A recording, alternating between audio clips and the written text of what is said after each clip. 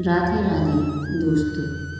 क्या कोई बिना भोग के भी जन्म ले सकता है? जानिए उस आयोजनिक शक्ति का रहस्य जिसने संसार के हर नियमों को चुनौती दी।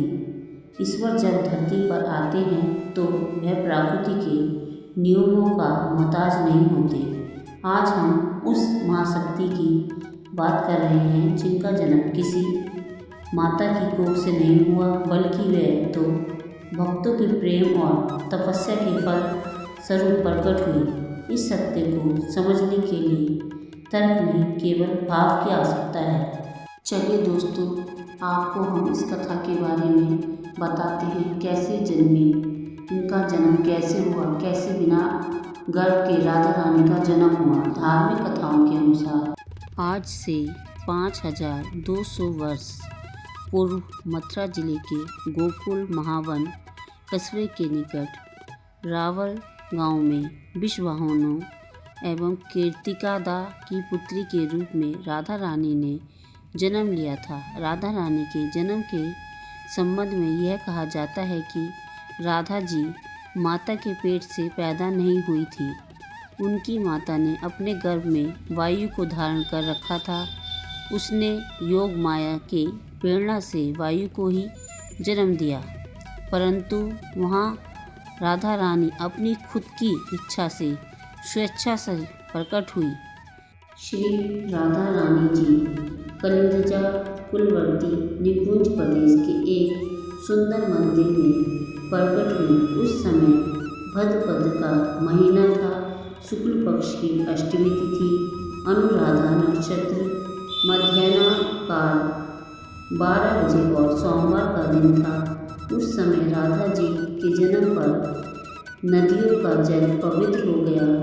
संपूर्ण दिशाएं प्रसन्न निर्मल हो उठी। खुशियों की एक लहर से चमक सी दौड़ उठी प्रकृति में।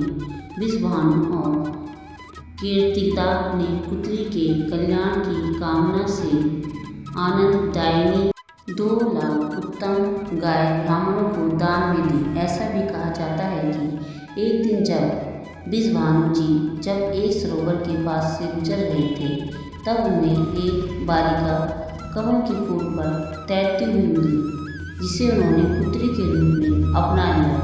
राधा रानी की आयु में श्री कृष्ण से 11 माह बड़ी थी, लेकिन श्री विश्वभानु जी और कीर्ति देवी को यह बात जल्दी ही पता चल गई थी। श्री किशोरी जी ने अपनी मर्जी से ही अपनी आंखें नहीं खोली हैं। इस बात से उन्हें बड़ा दुख हुआ। कुछ समय पश्चात जब नंद महाराज जी पत्नी यशोदा जी गोकुल से अपने लाडले के साथ विश्वभानु जी के घर आते हैं, तब विश्वभानु जी और कीर्ति जी उनका स्वागत करती हैं।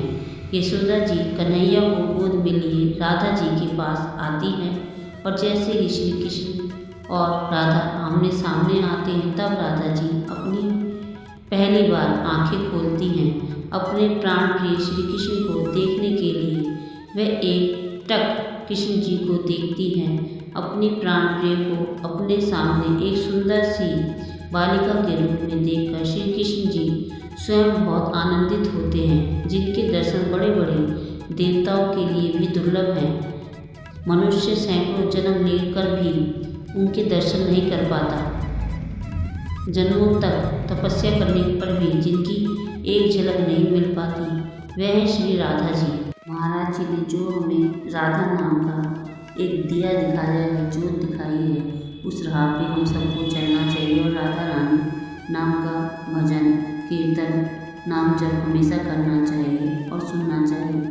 इससे हमें कई जन्मों का पुण्य प्राप्त होता है। हम किस्मत वाले हैं, हमें से राधा रानी बोलने का हमें मौका मिला